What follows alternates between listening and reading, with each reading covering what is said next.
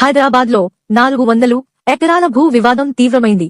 ఇటీవలి పరిణామాలు తెలంగాణ ప్రభుత్వానికి మరియు విద్యార్థి నిరసనకారులకు మధ్య కొనసాగుతున్న సంఘర్షణను హైలైట్ చేస్తున్నాయి. ఇక్కడ ముఖ్య అంశాలు ఉన్నాయి. Please share and subscribe for more updates.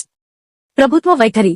IMG academies Bharat private limited వాదనలను తోసిపుచ్చిన మే 2024 నాటి సుప్రీంకోర్టు తీర్పును ఉటంకిస్తూ కంచగచ్చిబౌలిలోని 400 ఎకరాలపై తెలంగాణ ప్రభుత్వం తన యాజమాన్యాన్ని గట్టిగా నొక్కి చెబుతోంది. విశ్వవిద్యాలయం యొక్క వైఖరి.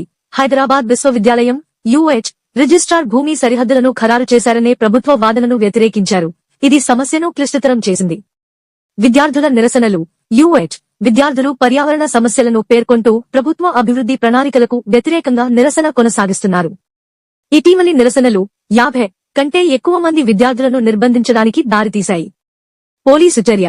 నిరసనకారులను రెచ్చగొట్టడం మరియు అధికారులను అడ్డుకోవడం వంటి ఆరోపణలపై ఒక పీహెచ్డీ స్కాలర్ మరియు ఒక యుహెచ్ పూర్వ విద్యార్థితో సహా 2 వ్యక్తులను అరెస్టు చేశారు. పర్యావరణ వాదనలు. ఈ భూమిలో మష్రూమ్ రాక్ ప్రాంతం మరియు సరస్సులు వంటి పర్యావరణపరంగా ముఖ్యమైన ప్రాంతాలు ఉన్నాయని విద్యార్థులు ఆరోపిస్తున్నారు. భారీ యంత్రాలు అడవులు మరియు వన్యప్రాణులను దెబ్బతీస్తున్నాయని వారు పేర్కొన్నారు.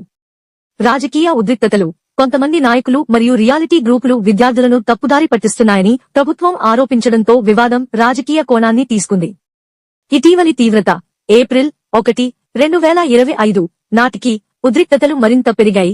నిరసన తెలుపుతున్న విద్యార్థులను సందర్శించడానికి ప్రయత్నించినప్పుడు బీజేపీ కార్యకర్తలను పోలీసులు ఆపారని మరియు కొంతమంది బీజేపీ ఎమ్మెల్యేలను గృహ నిర్బంధంలో ఉంచారని నివేదికలు వచ్చాయి.